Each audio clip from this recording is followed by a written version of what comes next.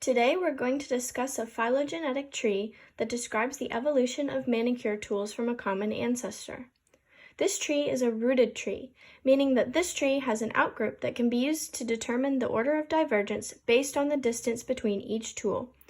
The outgroup for this tree would be the tweezers.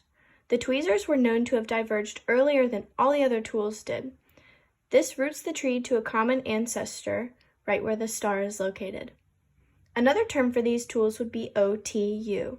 An OTU is an operational taxonomic unit, which basically means that each tool in this example is separated by some sort of unit, whether that be a genetic sequence, or a strain of bacteria, or a different species altogether. For this example, we can pretend that all the tools are a different species.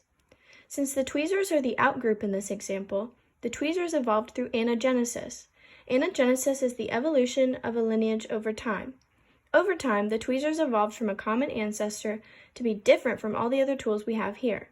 The tweezers branch evolved on its own without any other species of tools originating from it or any other divergences observed.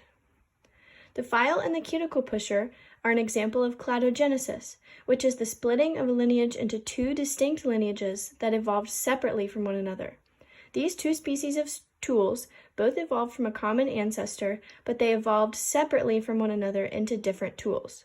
The nodes are places where the divergences took place from a common ancestor, so it can be said that these internal nodes represent common ancestors.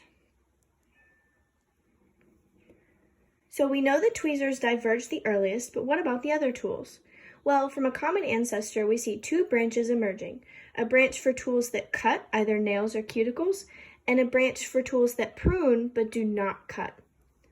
From the branch of tools that prune, we have a file and a cuticle pusher, with their most recent ancestor being located at this node here.